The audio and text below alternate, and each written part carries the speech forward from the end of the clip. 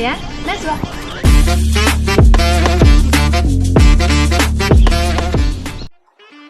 Saya Intan.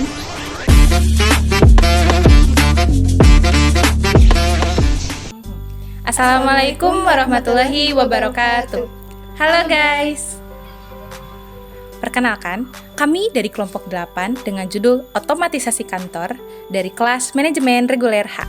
Dosen pengampu yaitu Ibu Endah Puspitasari. Saya Najwa Deadisti dengan NIM 34022200004. Saya Intan Aulia Wulandari dengan NIM 34022200006. Saya Pepi Agustin Oktapiani dengan NIM 34022200003. Berikut materi yang akan kami sampaikan.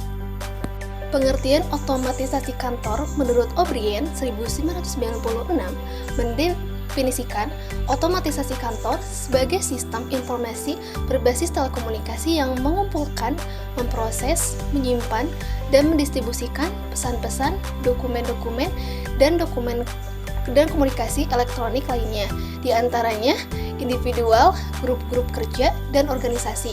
Otomatisasi kantor merupakan penggunaan alat elektronik yang digunakan untuk memudahkan mengkomunikasikan formal dan informal, terutama yang berkaitan dengan komunikasi informasi dengan orang-orang di dalam dan di luar perusahaan. Dengan demikian, proses pekerjaan kantor akan lebih mudah apabila dikerjakan dengan mesin atau sistem yang melalui perbaikan proses pelaksanaan pekerjaan demi meningkatkan produktivitas pekerjaan.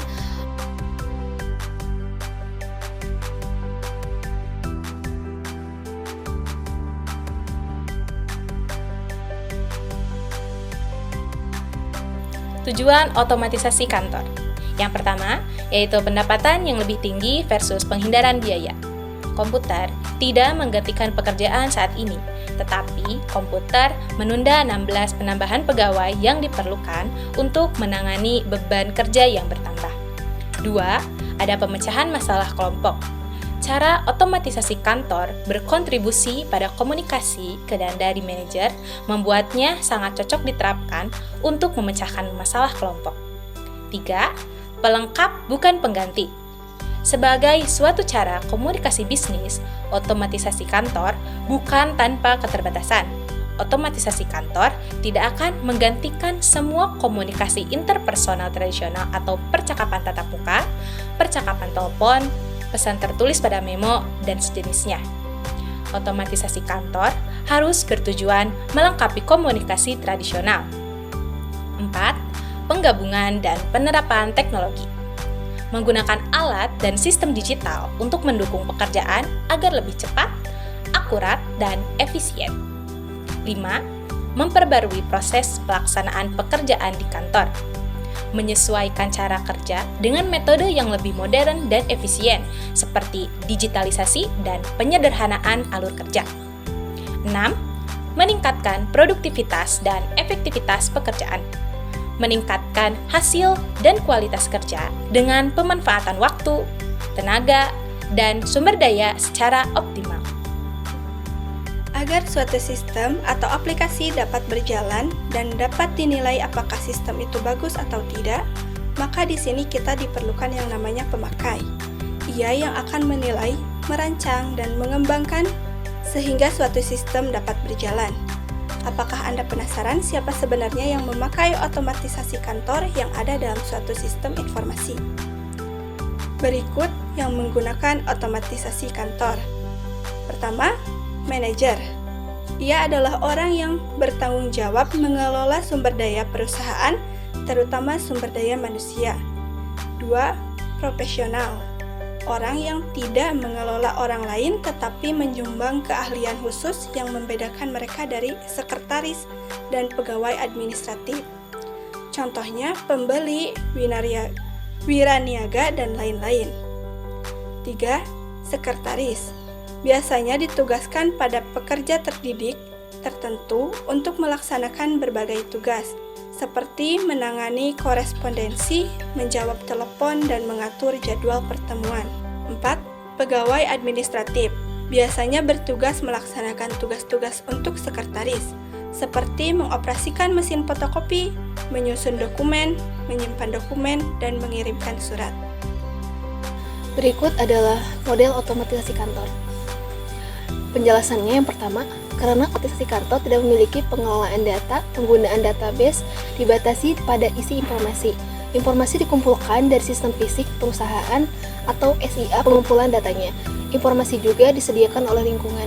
Kedua, informasi berfungsi sebagai input bagi aplikasi otomatisasi kantor berbasis komputer seperti pengolah data, email, dan konferensi komputer. Ketiga, pemecahan masalah lain berada di tengah-tengah garis yang memisahkan perusahaan dengan lingkungan. Ini berarti bahwa orang-orang itu mungkin berada di kedua area tersebut. Keempat, model tersebut juga mencerminkan penggunaan aplikasi otomatisasi kantor berbasis non-komputer seperti konferensi video dan audio. Macam-macam otomatisasi kantor. Yang pertama, yaitu sistem komunikasi elektronik atau Electronic Communication System. Merupakan sistem teknologi informasi yang digunakan untuk berkomunikasi di antara individu, grup-grup kerja, dan organisasi-organisasi. Yang termasuk dalam sistem ini adalah email, voicemail, faximile, dan bulletin board system. Bulletin board system adalah suatu lokasi lewat jaringan internet yang memungkinkan suatu pesan disimpan di lokasi dan selanjutnya dapat diakses dan didesain oleh orang lain. Yang kedua, yaitu sistem kolaborasi elektronik, adalah suatu sistem yang tidak hanya pertukaran komunikasi atau pesan, tetapi juga bagaimana informasi atau pesan tersebut dapat digunakan untuk bekerja sama. Contoh aplikasi yang ada pada otomatisasi kantor yang tergolong dalam sistem kolaborasi adalah teleconference dan telecommuting. Telecommuting adalah kolaborasi elektronik yang digunakan oleh pekerja yang bekerja dari jarak jauh dengan kantornya. 3, yaitu sistem publikasi dan pengolahan image elektronik. Sistem publikasi elektronik atau Electronic Publishing System adalah penggunaan teknologi informasi untuk keperluan pembuatan dokumen tercetak. Yang termasuk aplikasi dari sistem publikasi dan pengolahan image elektronik adalah desktop publishing, electronic document management, presentasi grafik, dan multimedia presentation. Electronic Document Management merupakan sistem penyimpanan dokumen yang membentuk basis data image yang nantinya dapat diakses dan diproses kembali. Presentation grafik digunakan untuk menampilkan grafik yang akan dipresentasikan. Sedangkan multimedia presentation tidak hanya mempresentasikan grafik saja, tapi memungkinkan untuk mempresentasikan dalam beberapa bentuk media seperti teks, grafik, foto, suara, dan video. 4. Sistem pengolahan kantor atau Office Management System merupakan sistem kantor otomatis yang mendukung orang-orang di organisasi untuk mengorganisasikan aktivitas-aktivitas kerja mereka. Yang termasuk dalam sistem ini adalah desktop aksesoris dan electronic scheduling atau kalender elektronik. Desktop aksesoris menyediakan alat-alat seperti kalkulator, kalender, jam, notepad, daftar nomor telepon, dan daftar jam janjian. Electronic scheduling membantu pemakai sistem ini untuk mengatur schedule kerja mereka. 5. Sistem elektronik formal dokumentasikan dengan suatu sistem prosedur tertulis diterapkan di seluruh perusahaan untuk memenuhi kebutuhan organisasi, mirip dengan SIM. 6. Sistem elektronik informal tidak direncanakan atau diuraikan secara tertulis. Sistem-sistem otomatisasi kantor ini diterapkan saat diperlukan oleh perorangan untuk memenuhi kebutuhan sendiri, mirip dengan DSS. Aplikasi otomatisasi kantor yang pertama, pengolahan kata, adalah penggunaan alat elektronik yang secara otomatis melaksanakan banyak tugas yang diperlukan untuk menyiapkan dokumen dan yang diketik atau dicetak. 2. Surat elektronik dikenal dengan email adalah penggunaan jaringan komputer yang memungkinkan para pemakai mengirim, menyimpan, dan menerima pesan dengan menggunakan terminal komputer dan alat penyimpanan. 3 voicemail, hampir sama dengan surat elektronik, tetapi pesan dikirim dengan mengucapkannya ke dalam telepon. Telepon juga digunakan untuk mengambil pesan-pesan yang telah dikirimkan. Voice memerlukan komputer dengan kemampuan menyimpan pesan audio dalam bentuk digital dan kemudian mengubahnya kembali menjadi bentuk audio saat dipanggil. Tiap pemakai mempunyai voice mailbox menyimpan sekunder dan peralatan khusus mengubah pesan audio ke dan dari bentuk digital. 4. Kalender elektronik adalah penggunaan jaringan komputer untuk menyimpan dan mengambil kalender pertemuan manajer. Cara kerjanya mirip seperti organizer, manajer atau sekretaris dalam memasukkan pertemuan, membuat perubahan, dan menelaah kalender itu dengan menggunakan keyboard. Konfigurasi peralatannya sama dengan email, biasanya perangkat lunak email menyertakan kemampuan kalender elektronik. 5.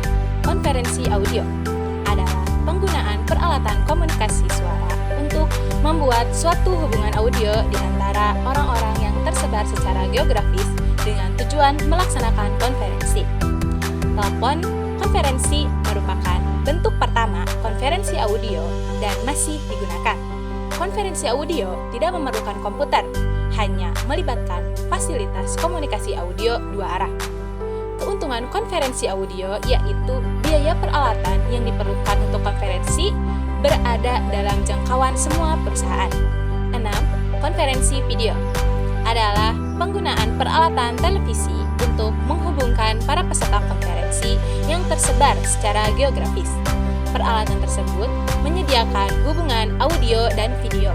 Seperti konferensi audio, konferensi video tidak memerlukan komputer. 3 konfigurasi dasar konferensi video berdasarkan kemampuan sinyalnya, yaitu video satu arah dan audio satu arah. Sinyal video dan audio dikirimkan dari satu tempat transmisi ke satu tempat atau beberapa tempat penerimaan. Selanjutnya, video satu arah dan audio dua arah. Kemampuan audio dua arah memungkinkan orang di tempat penerimaan berbicara dengan orang di tempat transmisi, sementara semua orang melihat pada gambar video yang sama. Selanjutnya, video dan audio dua arah. Komunikasi audio dan video antara semua tempat berlangsung dua arah. Cara ini merupakan pendekatan konferensi yang paling mahal. 7. Konferensi komputer. Terdapat perbedaan yang tipis antara konferensi komputer dan email. Kedua aplikasi menggunakan perangkat lunak yang sama dan konfigurasi peralatan yang sama. Yang membedakan adalah orang yang menggunakan sistem dan masalah yang dibahas. Konferensi komputer adalah penggunaan jaringan komputer untuk memungkinkan para anggota tim pemecahan masalah bertukar informasi mengenai masalah yang sedang dipecahkan. Sebaliknya, email dapat digunakan oleh siapapun dengan akses ke sistem dan untuk tujuan apapun. Konferensi komputer dapat digunakan dalam satu tempat geografis.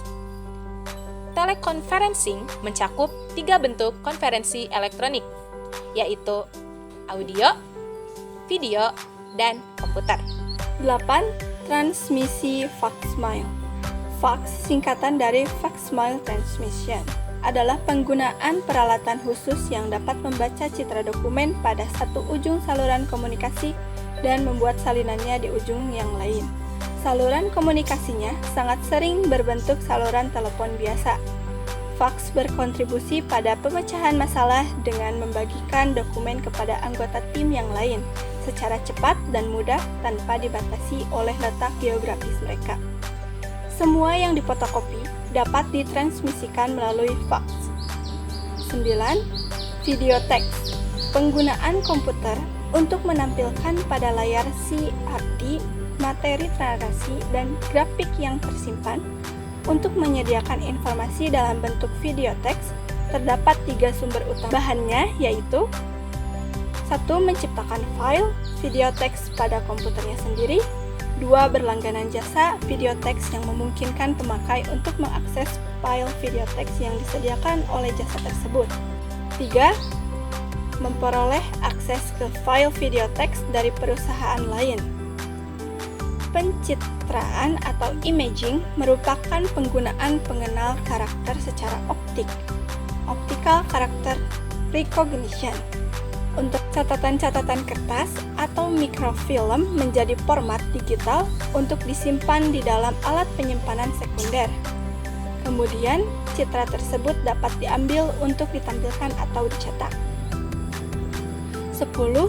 Desktop Publishing atau DTP adalah penggunaan komputer untuk menyiapkan output tercetak yang kualitasnya sangat mirip dengan yang dihasilkan oleh typesetter.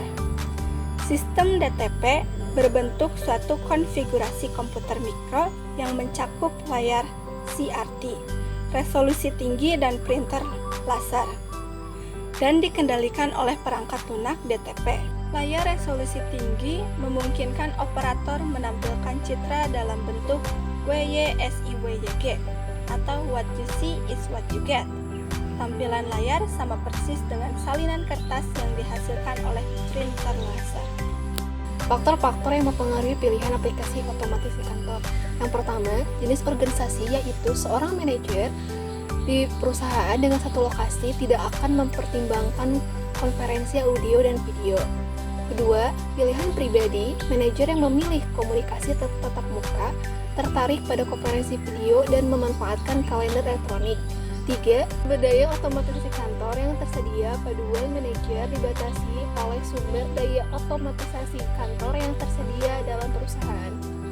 Jadi, kesimpulan pada materi otomatisasi kantor yaitu pada tahun 1964 diperkenalkan satu generasi baru alat penghitung yang mempengaruhi cara penggunaan komputer. Konsep penggunaan komputer sebagai SIM atau Sistem Informasi Manajemen dipromosikan oleh pembuat komputer untuk mendukung peralatan baru tersebut. Konsep sistem informasi manajemen menyadari bahwa aplikasi komputer harus diterapkan untuk tujuan utama menghasilkan informasi manajemen. Otomatisasi kantor atau office automation memudahkan komunikasi dan meningkatkan produktivitas di antara para manajer dan pekerja kantor melalui penggunaan alat elektronik.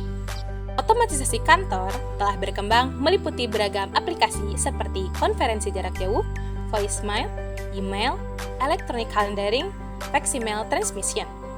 Komputer dapat diprogram untuk melaksanakan sebagian penalaran logis yang sama seperti manusia. Suatu aplikasi yang dinamakan kecerdasan buatan atau artificial intelligence. Mungkin itu saja materi yang dapat kami sampaikan. Terima kasih sudah menonton. Jangan lupa Like, komen, Subscribe. bye-bye.